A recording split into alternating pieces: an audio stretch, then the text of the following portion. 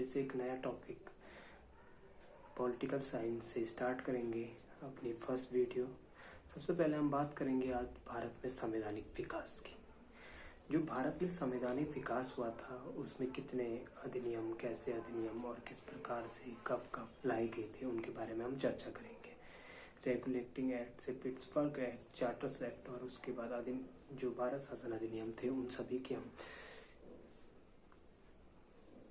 विस्तार से चर्चा करेंगे। इम्पोर्टेंट टॉपिकों को ज़्यादा रखेंगे क्योंकि एग्जामिनेशन बहुत नज़दीक है। तो हम शुरू करते हैं रेगुलेटिंग एक्ट 1773 की।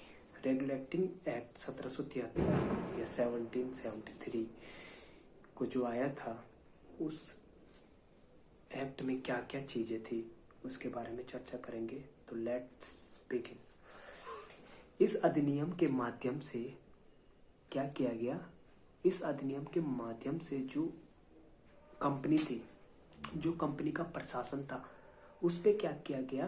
ब्रिटिश नियंत्रण को क्या किया गया? जो ब्रिटिश नियंत्रण था उसके प्रयासों की शुरुआत की गई। तो जो ब्रिटिशों का नियंत्रण था कंपनी पे, उसकी शुरुआत कर दी अब इन्होंने। ठीक है। और दूसरी बात, दूसरा पॉइंट रखेंगे हम, भारत में कंपनी के शासन के लिए पहली बार क्या किया गया? यहाँ पे लिखित संविधान प्रस्तुत किया गया।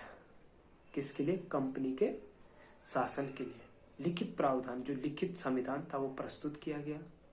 तीसरी चीज जो इसमें आती है वो है कि जो बंगाल का गवर्नर था उसको बंगाल का गवर्नर जनरल कहा गया या फिर बनाया गया। ठीक है। अब जो तीसरी चीज आती है, हम जो पॉइंट आगे करेंगे बात, वो करेंगे कि जो बम्बई और मद्रास की प्रेसिडेंसी थी, जो बम्बई और मद्रास प्रेसिडेंसी थी, अब उसको किसके नियंत्रण में रखा गया? गवर्नर जनरल के, जो बंगाल का गवर्नर जनरल था उसके अंतर्गत रख दिया गया। किसको? बम्बई और मद्रास प्रेसिडेंसी को। अब जो गवर्नर जनरल था उसकी सहायता के लिए, जो गवर्नर जनरल था उसकी सहायता के लिए 4 सदस्यीय कार्यकारिणी गठित की गई। जो कार्यकारिणी के सदस्य थे वो इस प्रकार थे। सबसे पहले मानसेन थे, वारवेल थे, और वारवेल के बाद क्लेवरिन थे, और क्लेवरिन के बाद क्या थे? फिलिप फ्रांसीसी थे। अब इसके बाद क्या हुआ? गवर्नर जनरल और उसकी, जो गवर्नर जनरल था और उसकी परिषद को कानून बनाने का क्या हो गया? अधिकार प्राप्त हो गया।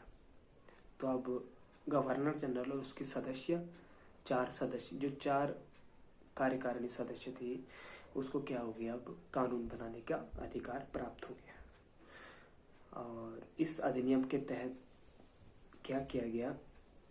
इस अधिनियम के तहत कोलकाता में या फिर कलकत्ता में सुप्रीम कोर्ट की स्थापना का प्रावधान रखा गया।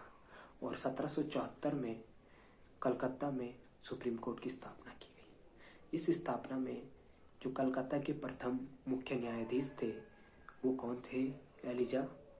सर एलिजा एम्पे, जो कि प्रथम मुख्य न्यायाधीश थी। और इसके अन्य न्यायाधीश जो थे हाइड, चैम्बर्स और लिएस्टर, इसमें क्या थे? अन्य न्यायाधीश थे।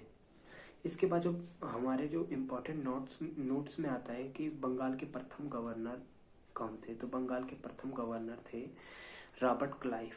और बंगाल के अंतिम गवर्नर कौन थे? तो वो थे लॉर्ड वॉरेन हेस्टिंग्स।